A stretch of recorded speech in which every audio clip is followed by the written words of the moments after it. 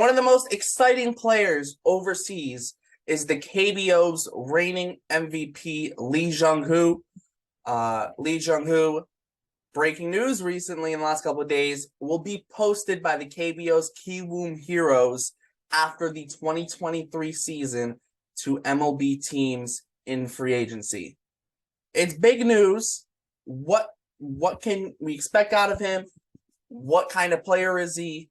And what kind of contract could he get in the big leagues? We're going to cover that right here on the first player profile of 2023 right here in Bleacher Brawls. My name is Derek, and let's get straight into it. When it comes to international players, you never fully know how they will translate to the big leagues. It's always a big question. But just by looking at someone's track record, you can kind of see, you can try and predict based on the track record. Do you think they will fail or will they succeed? And Lee Jung-hoo seems to be one of the most intriguing players coming out of Korea or Japan since maybe even Shohei Ohtani. This is how intriguing this guy is.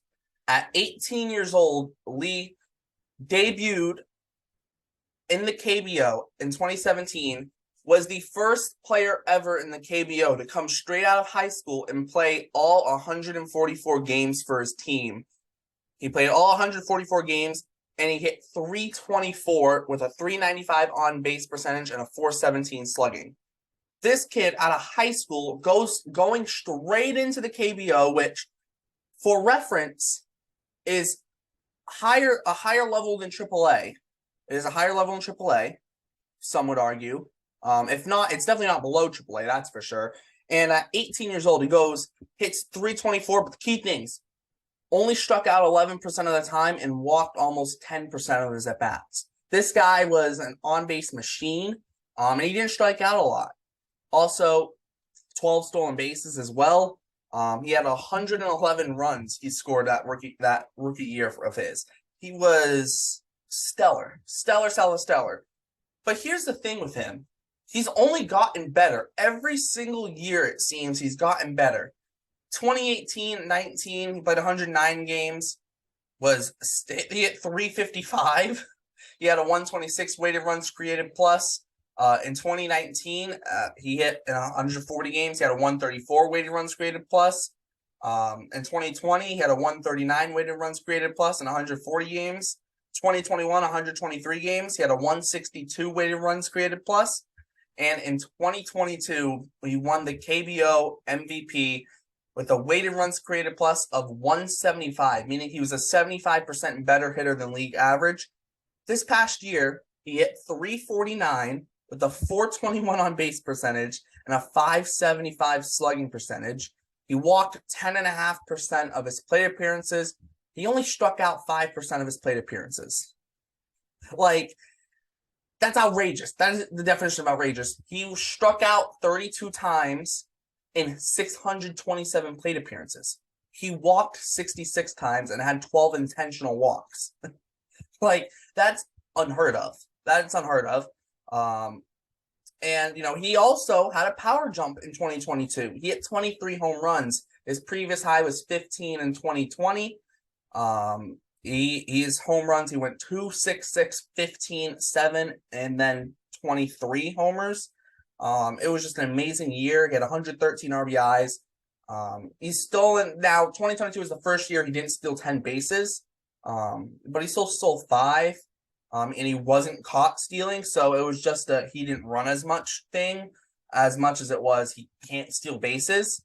And also, too, with Lee, one of the big things that he's been praised about is his defense. He's a very good defensive outfielder as well. He was an infielder coming out of high school in Japan. He transitioned to the outfield his rookie season, and he's turned himself into a good defensive outfield. What that will look like on an MLB level, we're not 100% sure, but he won the Gold Glove, or the Korean equivalent of the Gold Glove, their version of the Gold Glove in the KBO. And rumor is that he can play, all 3 outfield positions as a plus defender. Center field, I'm a little I don't think he would be bad in center field. Put it like this. I don't think he'd be bad in center field. I don't know how good he'll be in center field, but I would guarantee that he'd be a good defender in left field or right field. Center field, I think he can play center field with the big leagues. I don't know if it won't be the best center field, but it definitely won't be a bad center field, if that makes any sense. However, if you're a team who has a really, really good center fielder, you can stick him in right and get plus defense in right field, or stick him in left field and get plus defense in left field. But you're going to get plus defense in the outfield, a really good bat, a guy, contact hitter, but has shown a little bit of pop. And this is a guy who's going to be very interesting for MLB teams. He doesn't turn 25 until August of 2023. Last year was his age 23 season, was his 5th year in the KBO. It'll be his 6th season. It'll be 24 for next season. The 2024 season, which projects to be his first season in the big leagues, he'll only be 25 years old. This is a guy who we could see getting a 7 or 8 year contract out of Korea, which I'm pretty sure, I don't remember, I can't think of a contract of a guy coming over from Korea that's 7 or 8 years long. From Japan, I can, but not from Korea. At least I can't off the top of my head.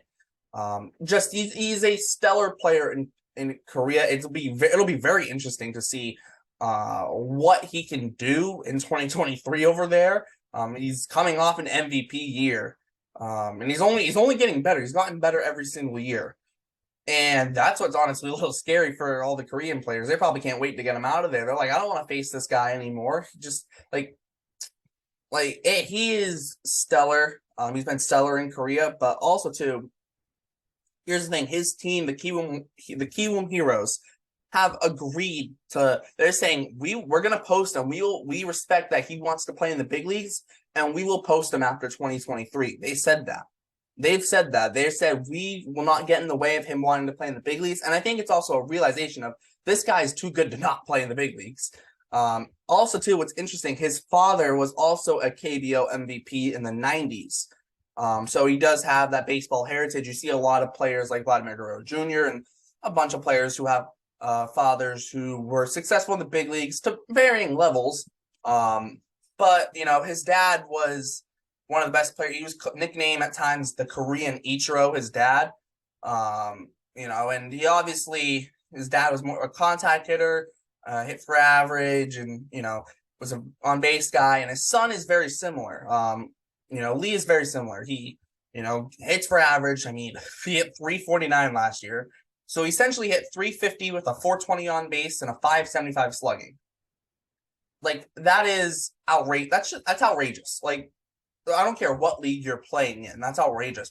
And to do it at such a young age, from 18, making his debut at 18 years old, and all the way to now, and he's only gotten better. And like, you can even look at 2021 and go from 2020. And you can look at 2020 and go, he hit 15 home runs, and he had a power drop going into 2021. He went from 15 to 7 homers, but he still had a better offensive year because his batting average was 30 points higher. His on base was like 40 points higher, and his slugging was about the same. This also guy, a big doubles and triples guy. And in 2022, Lee hit 36 doubles, 10 triples, 23 home runs. 2020 in 2020 he hit 49 doubles. In 2021 he hit 42 doubles. He's hit 30 doubles every single year except for his rookie year when he hit 29 doubles. And he's had at least 5 doubles every single year with the exception of his second season, where he only hit 2 doubles. And he's hit 10 triples. Sorry, that was triples. He's had at least 5 triples every single year except for his second year. So 30 doubles every single year except for his first year, and at least 5 triples every single year except for his second year. The guy just he's a hits machine. That's all you need. This guy is a hits machine. He can maybe steal you a base here and there. I don't think he'll be a big base stealer when he comes over to the MLB. I don't think he's going to be a big-time base stealer. I mean, his most in a season is 13 anyways in the KBO, so it's not like he's going to come over and steal 25 bases. But he can get you, 5 to 10 probably, especially if he can pick the right moments to go. And we'll see how the whole pickoff rules and pitch clock affect the bigger bases. We'll see how they affect the MLB in terms of base stealing in 2023. But it'll be very interesting to see what Lee does in the KBO. He's going to be the next year, the 2023-24 free agent class is going to be a good free agency class. And now you're adding a guy in Lee who's going to have some intrigue for teams because very good in the KBO, very, very good. And this is like, I'll use the Red Sox for example. They went out and got Yoshida, Masataka Yoshida from Japan. And Yoshida's a guy, contact guy, doesn't strike out, can draw his walks, and has shown some pop. This is like Lee in the KBO fits a very similar profile, except he's younger. And yes, does he have better? He's younger. He has better numbers than Yoshida, albeit the KBO is a little lower competition than Japan. Than in Japan, I'm not even trying. I think it was the Nippon League. I think it is. I hate trying to pronounce things. That I don't have in front of me, but I think it's the Nippon League. But yeah, very similar profiles between the two, and you look at it and go, Lee is a left-handed hitter. So a team like the Red Sox maybe don't make sense, but I'm just using the example of a guy who just came over in Yoshida, and we'll see what he does in 2023. I think if you see a guy like Yoshida play well in the big leagues next in 2023, you're going to see a lot of teams jumping at Lee Jung-hoo. You will see a lot of teams jumping at him. Now, what kind of contract could he get? Like I said, could be a 7 or 8 year deal. Wouldn't shock me if it wouldn't shock me if he easily was pretty easily over the 100 million mark. He might be the best player we've seen come out of the KBO. I will say that. I will put that right there and say it. He might be the best player that we've seen come out of the KBO. And for example, Ha-Sung Kim came from the same team, and you look at Kim in his last season in the KBO, he hit 306 with a 397 on base and a 524 slugging. That was in 2020. Lee hit 333 with a 397 slugging and 397 on base and a 524 slugging. The guy essentially had a better year than Ha-Sung Kim, or at least a year that was very close. Less stolen bases, I think, and a little less power. But you compare the 2022 year of Lee compared to the 2020 year of Ha-Sung Kim, and you're looking at Lee and you're going, oh my gosh, this guy is very good. Obviously, Ha-Sung Kim had the fact that he was a very, very good defender. But also, too, there's a little bit of questions about the KBO in 2020, and I think now the KBO has proven they have good players. You look at Ha-Sung Kim coming over, I think there are going to be teams that bite at Lee. I think there are going to be a lot of teams that are going to look at him. And people saw Yoshida. Some people said they only would have given Yoshida $50 million, and the Red Sox were like, "Yo, we'll give him $90 million. We like him." There's going to be a team with Lee that says, "We like him, we want him, and we will spend more than what people expect, but we will be more than happy with the deal because we think we are getting a star player." And I legitimately think there's a good chance that happens, and he's very intriguing. He's very, very intriguing. And we'll see what happens by the time he comes over to the big leagues, and hopefully, he should. And also, too, I will say this about Lee and just players coming over from Asia in general. I see a lot of times a misconception of players coming over and they're only good for 3, 4, 5 years, and they fall off a cliff. You also got to remember, a lot of those guys come over at 29, 30, 31. You look at Lee, he's going to come over and he'll be 25 years old. There's a good chance you could get 8, 9, 10 years out of Lee. Like Ichiro came over when he was 27. Lee's going to be 25. He'll be entering his age 25 season when he comes over. So there shouldn't be really any concerns about him only getting 3 or 4 years out of him because he is only 25. It's not going to be 30, 31 as well. So Lee, a very exciting guy. If you don't pay attention to KBO, keep an eye on it. I'm not saying watch every game. I don't watch every KBO game, that's for sure. But it's something to keep an eye on as well. Something to keep an eye on. Keep an eye on Lee. He plays for the Kiwoom Heroes, just in case. I will leave a link to the MLB trade rumors article that said that he was going to be posted. So if you want to read about that, more about him, you can read that as well. And yeah, Check out all our Bleacher Brawls links in the description. The Bleacher Brawls website, podcast, Instagram, and Twitter. Like, subscribe, hit the notification bell so you can notify whenever we post. Yeah, that's it. That wraps up our first player profile of 2023. We're gonna have a lot more coming for you throughout up until the season starts and throughout the season. So stay tuned for that. We have big things planned for the YouTube channel. Thanks for tuning in to Bleacher Brawls. My name is Derek, and I'll see you next time.